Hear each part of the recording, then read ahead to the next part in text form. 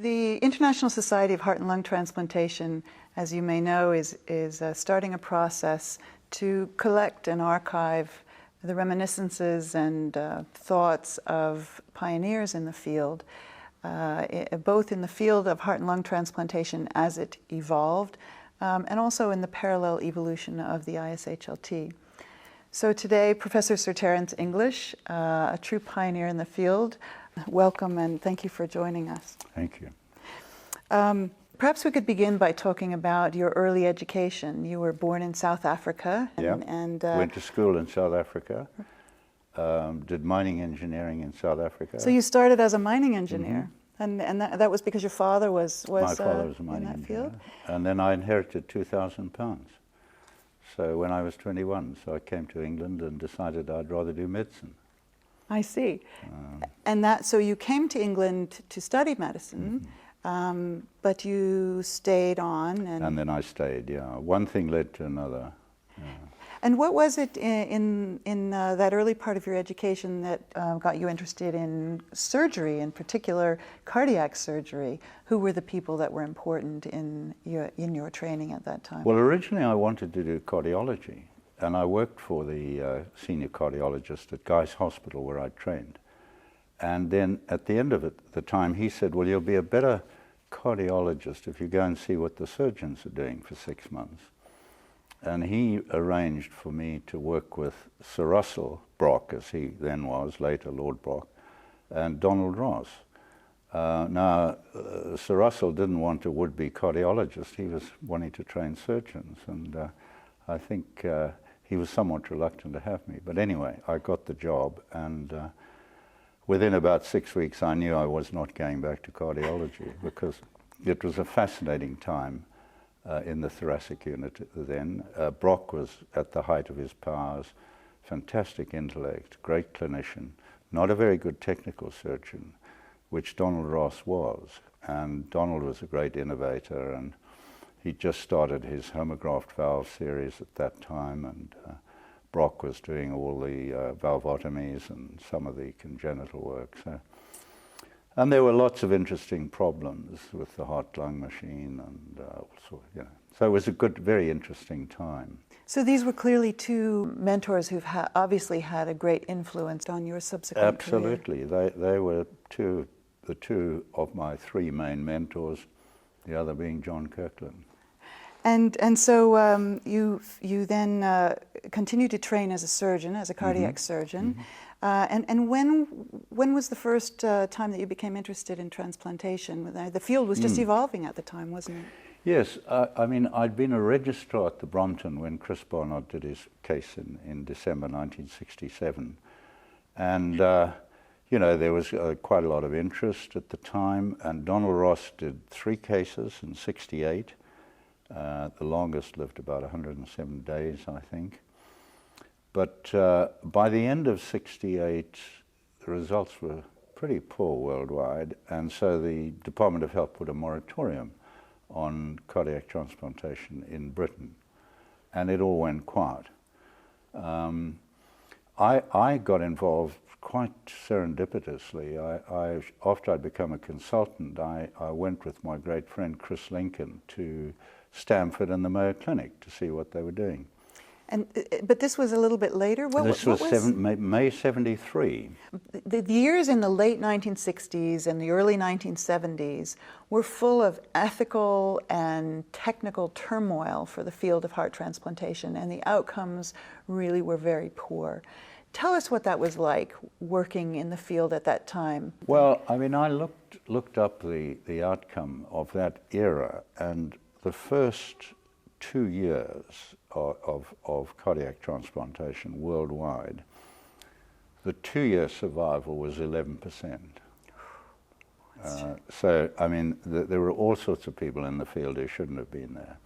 But in fact, I mean, Shumway obviously started soon after Barnard, and he and Lauer and Barnard himself were sort of keeping things ticking over. And I had worked in '69 as a research fellow in the States with John Kirkland. And he was an enormous influence, not just on me, but many people of my generation. Can you tell us about that time? Take us to Birmingham during those years. What was Well, it like? it was fascinating. I mean, he'd been there about 18 months. He'd come down from the Mayo Clinic. He'd been given carte blanche over organizing the Department of Surgery and teaching, which is what he wanted to do. He had a 5-year plan. He had a very tight, small unit, and he had a passionate desire to reduce operative mortality to 0, as he used to put it. Aim for the stars. Well, even in his hands, patients died occasionally, but it was a very rigorous analysis of risk factor analyses and how you eliminated them, how you looked at your results all the time, and so on. He had a huge influence on world cardiac surgery. He certainly did. So that was a very interesting time. I mean, 68, 69, coronary surgery just beginning, congenital heart surgery just getting off the ground with profound hypothermia and so on. So yeah, it was an interesting time. I had worked with Philip Caves at the Brompton. He's my registrar when I was a senior registrar. And when Philip went to Stanford, he had 2 years there. First year as in the lab, and then he was Shumway's chief resident, which is what he was when I visited. And I was amazed to see these patients coming back, walking around, seemingly, done well after transplantation. This is when you visited Stanford in the in early 73. 73. Yeah. So I then went, when I got back to Cambridge, they'd started, my colleague Roy Kahn, who was professor of surgery, had started, first of all, a kidney transplant program, then a big liver transplant program. So I had discussions with him, and we decided that we would try and restart cardiac transplantation in Britain. So in 1979, you performed the first successful heart transplant in the United Kingdom. Tell us what had happened in the interim. How were you able to build your team? What kind of supports did you need, and what challenges did you face in putting together the team that would eventually be successful at this in the late 1970s? Well, there were huge problems. I mean, the least problem was actually doing the work in the lab and learning how to do the operation and so on. There were innumerable committees which the Department of Health still had the moratorium, and when we were ready in 77, we met the relevant committee, we gave them all our protocols and so on, and they said, this looks good, but we're not funding you, and we don't want any one-off operations. And so I told them I was going to go ahead if I could. I mean, you could do that in those days. And I got the support of the chairwoman of the Area Health Authority, who said, okay, you can use your facilities for 2 cases, and after that, you've got to find your own way. And that's what we did. So this was a balance between being allowed to proceed, but with uncertain resources for the long term. Absolutely. We had no certainty after that. We did the first 2 in beginning of 79, and the first one failed. It was absolutely disastrous. Can you tell us more about that specific patient? What were the issues that led to this patient needing a transplant, and how did the transplant proceed? Take us into the operating room that day. I mean, we had this very sick patient who'd been around a long time, and we got a donor, which was very difficult at that time, because by this time Roy Kahn decided he didn't want to be involved, and he didn't want us to get donors because he thought that would influence the kidney transplants and so on. So very difficult. Got a good donor. I went to the hospital to take the heart out, and I left the patient with my senior registrar and a very good anaesthetist. And just after I'd taken the heart out, I heard that the patient had arrested just before they were able to put him on bypass. And the donor was how far away? I was only 20 miles away, but the anaesthetist told me that, you know, the pupils had dilated, and then they'd come down and they got him on bypass, but he wasn't sure what his cerebral state was like. And here was I with a hot heart, and a guy who certainly wasn't going to, you know, recover from having his chest opened. And so I went ahead. And he had a very high pulmonary vascular resistance. We had a great heart, and the operation just went perfectly. But he never woke up properly. He regained some consciousness, but had to be kept on a ventilator, and eventually got infected and died after 17 days. So there was a big backlash because you know, it hadn't worked, and all those people who were against it at the time shouted loud. But in the August of that year, we got another donor, and my second patient was not a very suitable candidate. He was a heavy smoker, he had peripheral vascular disease, and he had a duodenal ulcer. But he just went fine. He was a Cockney, he was a wonderful guy. And he lived for 5.5 years, and he made a huge impact on British public attitudes towards cardiac transplantation, because they could see how he enjoyed his life, and he was a great cyclist and so on. And can you tell us a bit about the changes, the evolution in public attitudes during those years? Well, there were changes in both public and professional. I mean, probably a minority but a substantial minority of the cardiologists in the country were against it, and certainly our two cardiologists in Papworth were totally opposed to it. So we were on our own as a surgical group, and we learned to do the right heart caths and the biopsies and all that sort of stuff. So there was a professional group who were against it, and then there were the public group and the media who were saying this was, you know, not going to, it wasn't compatible with the National Health Service to spend money on just a few patients and so on. And that changed quite dramatically over a period of about 3 to 4 years, because Magdi Yaqub started a bit over a year after me, and we managed to persuade the Department of Health to do an independent research assessment on the costs and benefits of cardiac transplantation. And they did a very fine study. It was done from Brunel University and Cambridge University. And we were insistent that they had to look at the benefits, because originally the department just wanted the costs. Of course. So, but we had benefits in terms of extending life and quality of life. We used something called the Nottingham Health Profile to estimate before and at periods afterwards.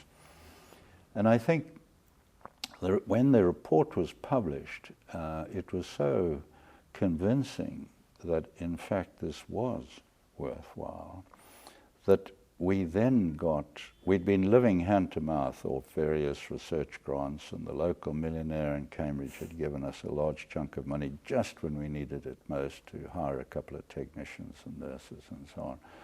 But once the report came out, the Secretary of State for Health announced in Parliament that they were going to fund Papworth and Harefield hospitals.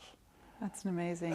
And it was, I think, on the basis of that extremely good study. There should have been other studies like that for liver transplantation and other things that were developing, but there weren't, because it was a sort of comparative cost-benefit analysis.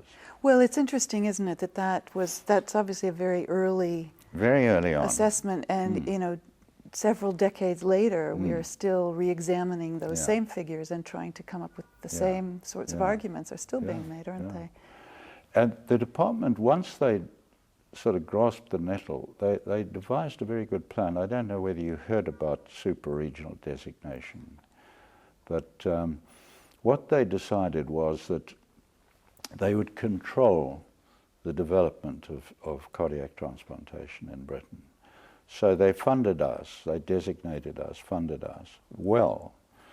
And then when we were running to sort of full capacity, Chris McGregor, who was coming back from Stanford to Newcastle, he put in an application and he got designated and funded. When he got up to steam and capacity, they funded a group in Manchester. So by the end of the 80s, there were 7 recognized transplant centers, each doing quite a decent volume. Whereas in France at that time, there were 70-odd centers. In America, there were 120, I think, at the time. So that's a very sensible approach. Ours was very well controlled. It was a good system, yeah. So in the late 1970s, cyclosporin was not yet available as an immunosuppressant for heart transplant patients. Well, yes. Tell me a little bit about how the clinical management of this patient. Well, it was very interesting because one of the problems that Roy Kahn and I had was he wanted it done at Addenbrooke's, which is the big teaching hospital, and I just felt it couldn't be done there. It had to be done where our anaesthetists, intensive care, all that stuff were. So we agreed on that. But then he wanted to use cyclosporin, which he just started using. And understandably, he said, look, if you're going to restart cardiac transplantation, we ought to do it with a new immunosuppression. But I had based the whole of my practice on what I'd learnt at Stanford, because I'd visited several times during the 70s, always been very helped by Shumway and the team there. Although I don't think they ever thought I was going to do it, but they were helpful. And so I reckoned we were going to use the Stanford protocol, steroids and azathioprine, and ATG, which I felt was very necessary. And we couldn't get any rabbit ATG out of Chuck Bieber, but we got some equine ATG from Upjohn. Right. Upjohn was making the equine. And I used that to great effect, you know. We gave it intravenously for 28 days. Oh. And we kept the T cells well up about it, you know. And you started it when? Intraoperatively, or? We started it initially intraoperatively, and then, very, very carefully after that. But intraoperatively, just to bring it down. And so we never, amongst all our early patients, we never had a death due to early rejection, and I think the earliest was about 9 weeks at that time. So that they never rejected when you had them on the ATG. I'm sure they didn't. And they were in reverse barrier nursing and so on. So that was interesting. And then when Shumway started using cyclosporin, and when it became recognized that you couldn't use it on its own, which is what Roy was doing, because I think it was Starzl who showed that you had to use it with steroids and Imuran preferably. So we started in 81, we changed to cyclosporin, yeah. And were there any particular infectious problems that you faced because the immunosuppression was very different back then? No, before the ATG? cyclo, we didn't have to, I think Stanford over-immunosuppressed patients. And my philosophy was that, if somebody was going to reject really badly early on, they were going to die from rejection or infection. And we were a little bit gentler, and we had fewer infections, I think. Another issue that must have been important for the early heart transplants in the United Kingdom was donor availability. By this time, both the public and the professional awareness had changed remarkably, and it seems that the increasing success of heart transplantation must have had an impact on the availability of donors. Can you tell us a bit about how that was proceeding in the UK? I always said there were 3 things on which we based the need to restart when we did. And one were the results coming out of Stanford, which were very impressive. The other was our own experience with long-term cardiac preservation. We'd done pig experiments, where we'd take a heart out one night and put it in the next morning, and we had a pig survive after 12 hours of ischemia.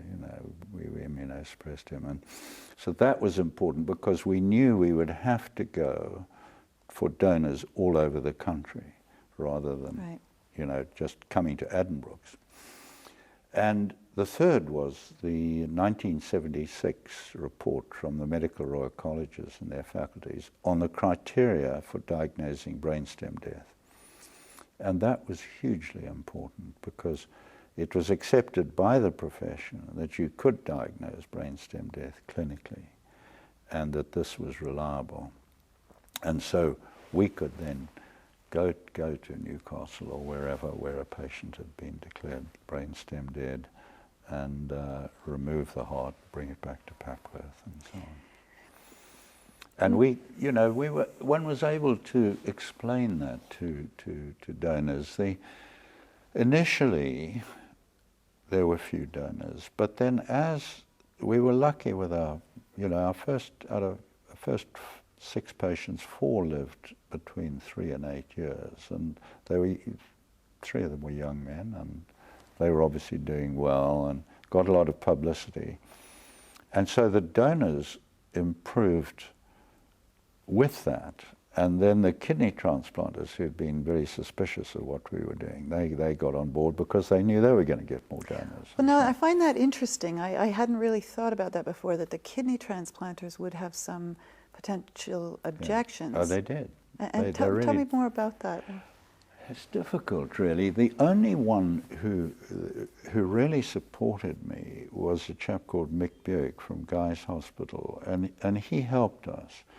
But the big players like Roy Cohn and Peter Morris were really not wanting to get involved. And I think with Roy it was partly because he'd felt that he wanted to be much more involved with the whole program and so on. And we'd had our problems over cyclosporin and so on.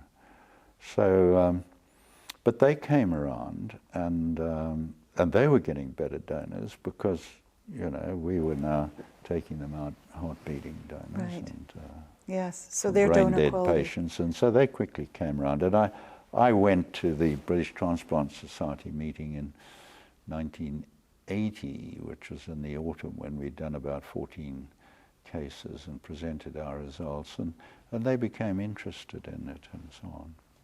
And perhaps another thing that was important was that I was very insistent that the publicity in terms of who was doing the work had to be handled very sensitively indeed. And because previously, one of the reasons why people had got so fed up with it when the first 3 were done was that there'd been a lot of personality involved. There were Union Jacks that were waved at the meetings and so on. And so this time we decided that we were going to not have any personalities. And I think I only gave 2 interviews, for the first couple of years. We did the whole thing through the regional press officer.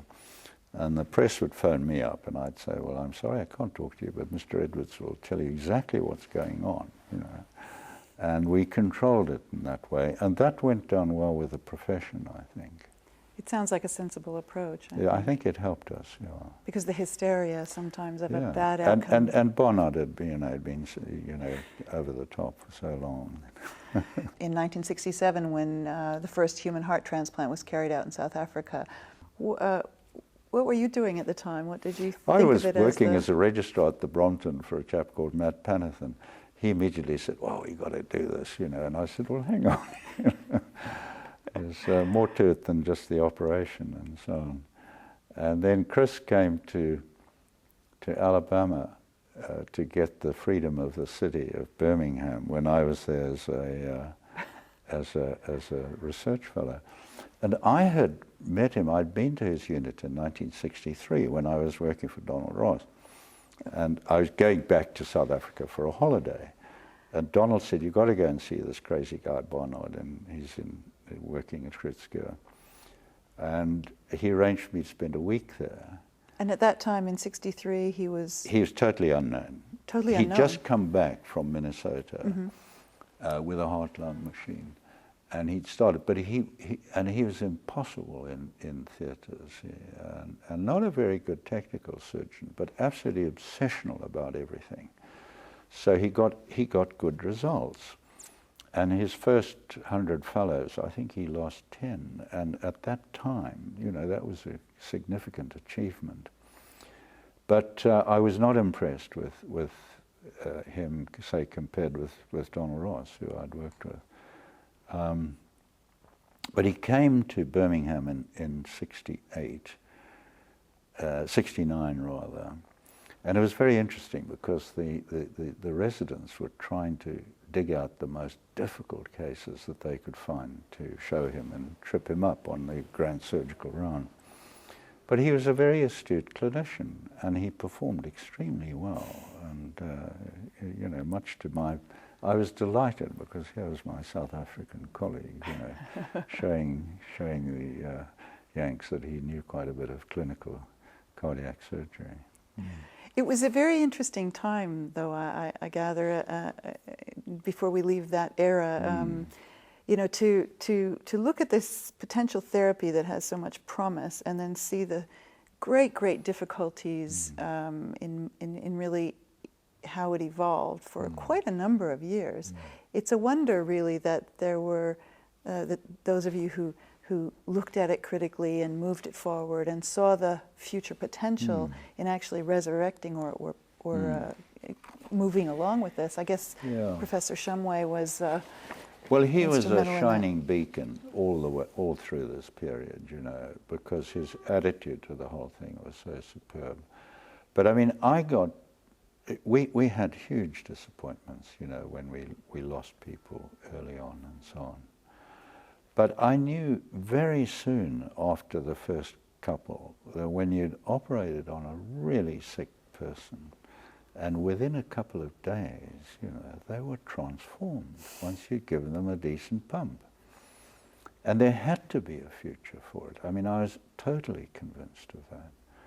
And it was just a question of getting better immunosuppression, learning better how to use it, and trying to have a team which didn't have any weak links in it. And we were very lucky. We had very good anaesthetists. We had a superb pathologist who learned from Margaret Billingham how to you know, interpret biopsies. And Margaret came after a couple of years and they looked through all the early biopsies, and Peter Stone had got, they disagreed on almost nothing. I mean, so, and we had very good virology, microbiology, and excellent nursing and ITU. Which is so important. What we didn't have was cardiology.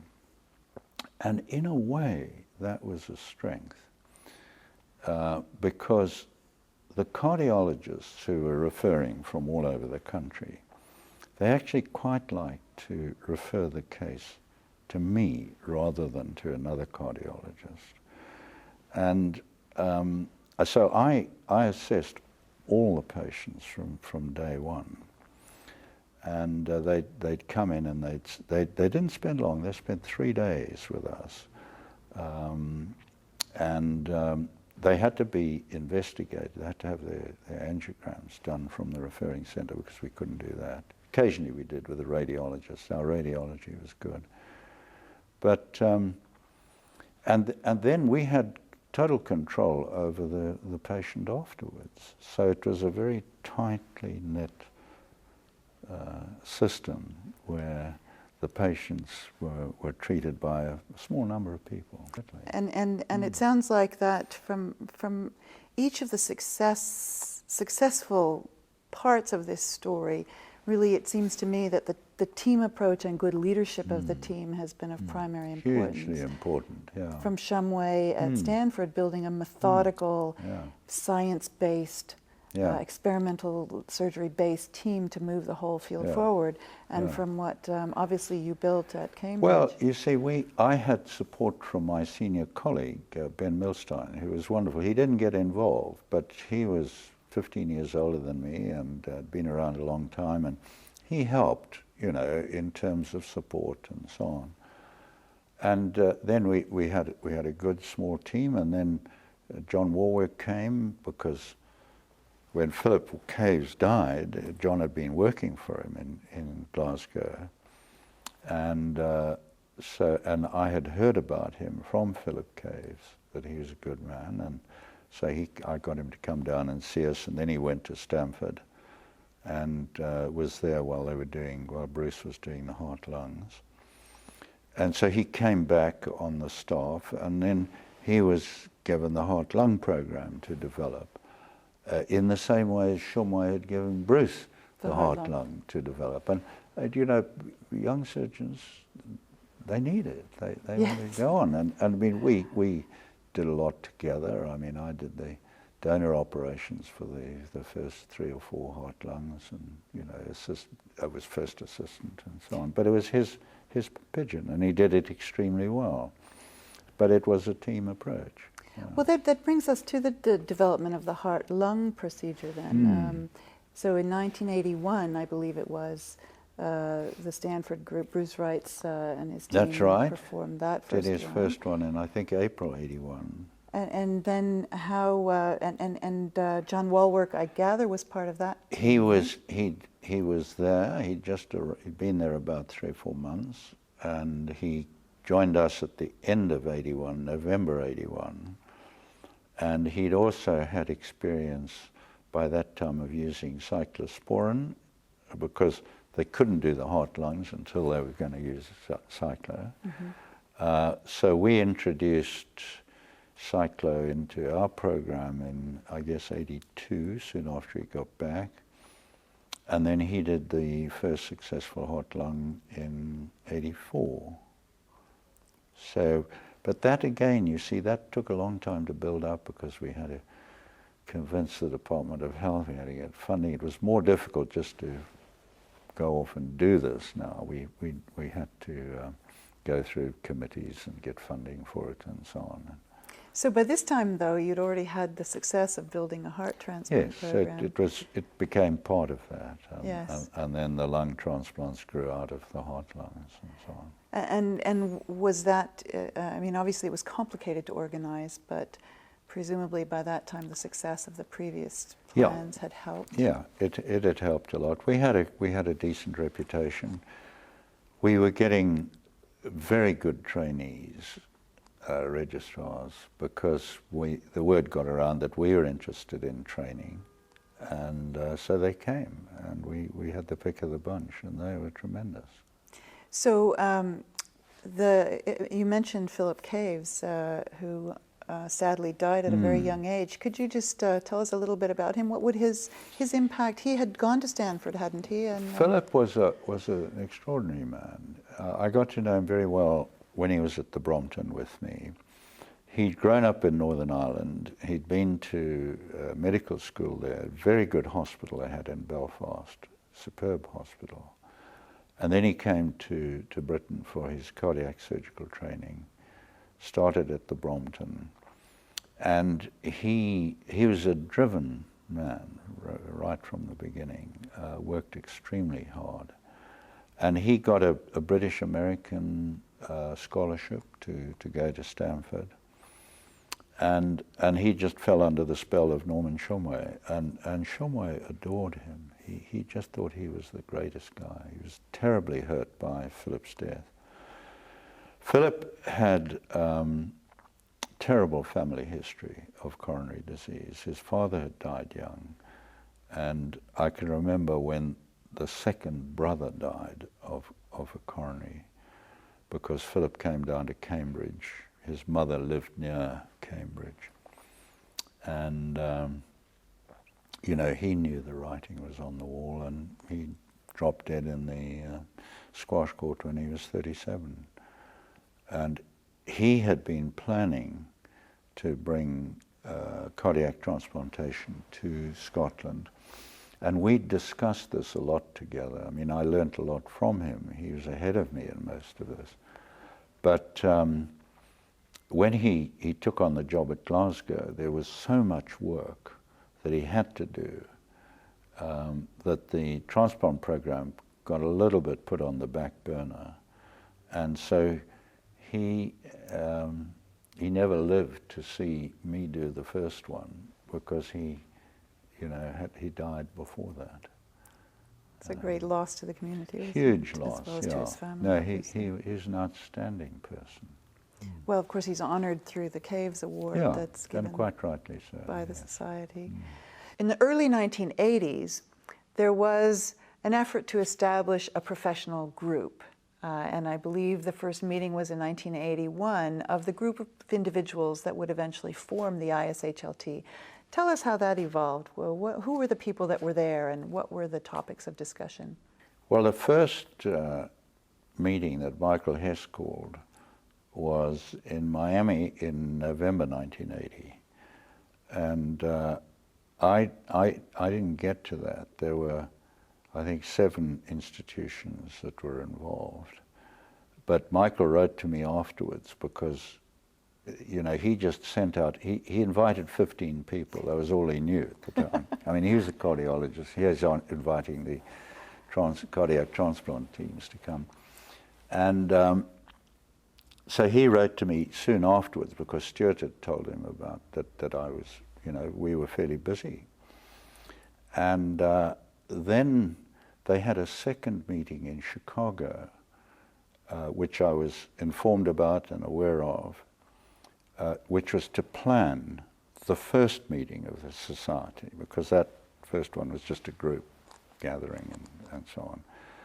And by that time, they'd planned to have the first charter meeting, as it was called, in New Orleans, alongside the American College of Cardiology. The first one was alongside American Heart Association, I think. And so they met in Chicago, and where Jacques Lozman was the host. And they really, they did an extraordinary amount at that meeting. They planned the program. They decided that there was a need for a registry, and they were going to draft that, and they were going to draft the first constitution of the society. Michael was, it was suggested that he should be the president of this sort of steering committee. And I think Andrea Hastello was the secretary. And so they'd achieved quite a lot by the time of that charter meeting. I had been invited and couldn't come because I was abroad elsewhere, but we were represented by my colleague, Richard Corrie-Pierce. And by all accounts, it was a very important meeting. One of the interesting things that had been decided in Chicago was the registry. They decided that early that there needed to be one. And how important that was. Exactly, but there were a lot of concerns. There was a discussion. The cardiologists wanted a long registry, lots of data. Surgeons wanted something simpler. And so it was decided to bring this to the meeting, the first meeting in March of '81. And actually there it was decided that the shorter version should prevail. The other things that were discussed where there was a difference of view was with regard to having a journal, or proceedings as it was called. And Jacques had felt quite strongly that it needed to be a quarterly. And the cardiologists, he was supported in that by Jack Copeland, I think. But some of the cardiologists, and certainly Stuart and Ed Stinson, felt that there wouldn't be enough, and it ought to be a biannual thing. So, but afterwards, so Jacques accepted that, but he said, look, if I can get the money and the support and so on, and there's enough stuff coming in, we're going to make it quarterly. And he worked very fast. In July, August '81, he'd tied up Professional Medical Services as publishers, and he was off. And there were 4 editions soon after that. Even then, with the first journal, as I looked through it, the subjects that were being discussed are similar. You know, they're generally of similar interest to things that we still think about generations along, but nonetheless, distant procurement, safety of the transplanted heart, infectious complications. How to set up a new program. How to set up a new program, exactly. No, it was fascinating. And you know, it moved. The interesting thing to me is how fast it moved at that time. Within 18 months, I mean, the society as we know it had been formed. Because I think that first meeting, the Shumway, La and Barnard were all invited to the meeting. They had a fantastic program, as you said. Yes. And they published it all very quickly. You know. Now, you served as the third president of the ISHLT from 1984 to 1986. Yes, yes. It had already become... Jack, at that first meeting, it was decided that Michael Hess should be the president, and Jack Copeland was president-elect, and I think Mike Kay became secretary-treasurer, taking over from Andrea Hastillo. And there were, I think, 4 others, of whom I was one as a sort of council member. And then at Phoenix, which was the next one, when Jack was president, they had, I think at the first meeting they changed the constitution so that the president should serve for 2 years and that the councillors should serve for 5 instead of 4. And so Jack did too, and then I took over at the New York meeting. What were the major issues that were prominent during your tenure as ISHLT president? Well, some of them are still very sensitive. I mean, I suppose the biggest problem was the journal and how it was to be run. And Jacques really had been responsible for not only for the journal, but he was running everything practically. Once he'd moved down to Alabama, and then he moved from Alabama to what's his name unit in New Jersey. But there was during my time, there was this big conflict between Jacques and Professional Medical Services, because they were publishing it and giving it free of charge to the members of the society. But they had control over the advertising space, which was purchased by Roche, and they were the sole advertisers. So that meant that we couldn't be on Index Medicus. And the problem was that Jacques was just too busy once he'd moved to New York. And so we're getting a lot of complaints from people submitting manuscripts and either not hearing anything or being badly handled and so on. And this went on, and eventually, with Stuart's help, he was president-elect, we decided that there just had to be a change, and it had to be done more professionally. And so Jacques was relieved of his editorship at the New York meeting when I was president, and that was immensely hurtful for him, because he'd done so much, and we had become very good friends, and here I was kicking him in the teeth, you know. It was really sad. And he hoped to sort of continue, at least with sort of managing the office and so on, but Stuart had other ideas about that and wanted to get it really professionally done, which it had grown so quickly, you see. Well, that's the thing, isn't it, when there's such rapid growth? You know, in retrospect, it had to happen, but it was very painful.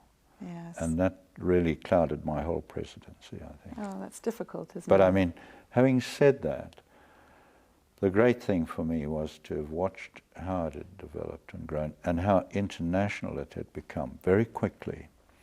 Well, now that's something that comes up is the international nature of the society, even from an early stage. Yeah, right at the beginning.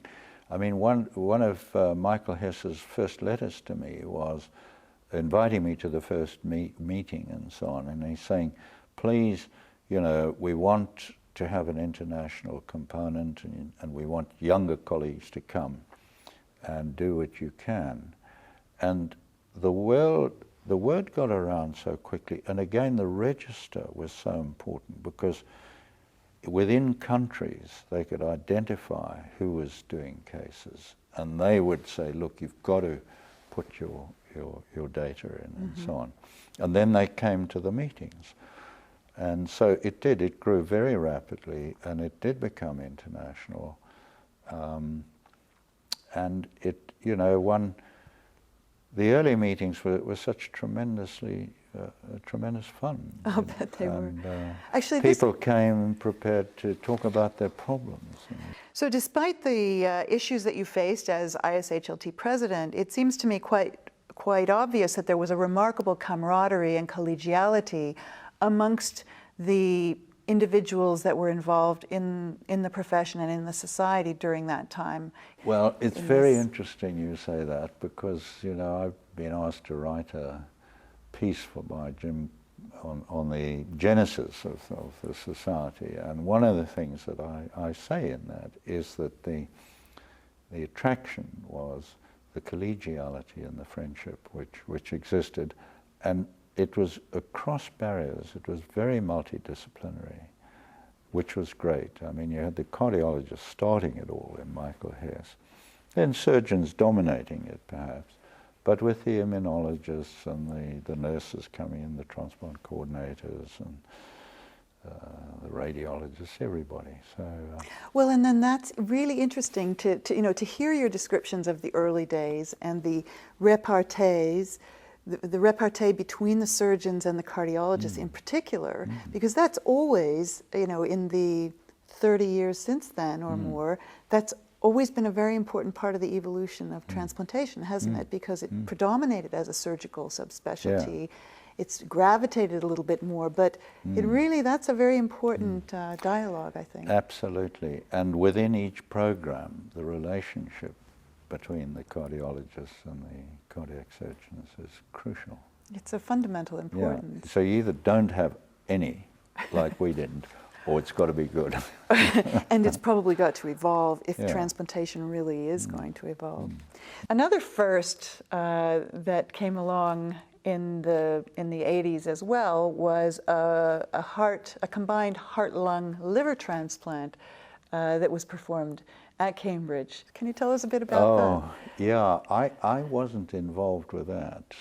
That was with Roy Cohen as the liver surgeon, and John did the heart-lung. I was around at the time, but I wasn't involved with it, and it was a great case. And there wasn't much inside the patient at one particular point in the operation. It's quite an amazing thing, isn't it? Just carried on the incision down from the median sternotomy. That was an amazing case. So another major step forward in the field was the use of mechanical circulatory support devices, and I understand there was an early case in which the Jarvik heart was explored with your team at Papworth. Tell us a bit how that evolved. I worked in London as well on one day a week, and I was approached there by Jarvik once. He wanted to come and see me, and we went out to dinner, and while we were eating, he pulled his artificial heart out of his back pocket, and he said, now here you are, this is my heart, this is what you ought to use in the National Health Service. And I said, well, I didn't know anything about this, and so on. And he said, well, you ought to get some money from Humana, and maybe it's got a role as a bridge to, he was still thinking then of a permanent implant, but hoping it as a permanent implant, but he recognized that it could be used as a bridge. So I actually did. I got $500,000 from Humana, and my junior colleague and I went to Salt Lake, and we trained there, putting in the Jarvik into the calves, and then going back 2 months later and taking it out and putting a heart into the calf. It was a very difficult experiment. And then we had a great problem once we were ready, finding a suitable patient. But we did eventually in November '86, and he was a big ex-paratrooper, and he had multiple infarcts and was seriously ill, and we couldn't get a heart. So we put this in, and it went like a dream. He was big enough to accommodate it, because this was the old Jarvik, and it was a big device. The quick connects weren't exactly quick to connect, but I mean, it went okay. And he came out of it, and within a day and a half, he was really, you know, doing very well. And then, I think it was after 2 days, Chris McGregor, because it had received a bit of attention, Chris McGregor phoned me from Newcastle and said, "Hey Terence, I've got a marvellous donor heart for this big guy of yours." And I said, "Well, Chris, I really don't want it right now." Because we wanted to learn more from it and leave it in a while. But I couldn't, because I knew that we, you know, weren't likely to get many good hearts. And so we took him back, and we took the whole darn thing out again and put in the heart that had come down from Newcastle. And how many days had that been? That was on the, it was only in for 3 days, and I reckoned then that there wasn't a case for these bridge to transplants, not with that device anyway. So we never did another one, but it was one of the early ones. Yeah. You've had a remarkable career that has, in which you've faced enormous challenges, and you have probably seen a number of opportunities, and you've invested an enormous amount of hard work and effort. It was a period of great excitement, but also great turmoil in the course of your career. How do you advise young surgeons today? What do you tell them is important in finding their niche in this ever-changing world? There's no doubt that to a certain extent you create your own opportunities. But I still like the advice that John Paul Getty gave when he was asked what was the secret to his success. I don't know whether you heard it. Well, he said 3 things. He said, you've got to get up early, you've got to work hard, and then you've got to strike oil. and it's that element of luck that you've just been referring to. And I was lucky. I was very lucky to be able to do medicine after having started in a different direction. I was then very lucky to be directed into cardiac surgery, which, you know, hadn't been intended to carry on. Very lucky to go and see Philip Caves, and at that particular time. And so I think the main thing is just follow your star. Do what you want to do at any particular time, even if it means diverting a bit from where you were pointed. Well, I think that's probably very wise advice, because the passion of what you find interesting is really what perhaps leads you into the amount of work that's necessary. Yeah. And there's no doubt that opportunity favors a prepared mind. And you know, there's always the downside to be driven by our demons. Others suffer, like family and so on a bit, and children and so on. Thankfully, all my 4 children have forgiven me for being such a bad father. Oh. Took them a while. I'm sure that's not true. Thank you very much for joining us.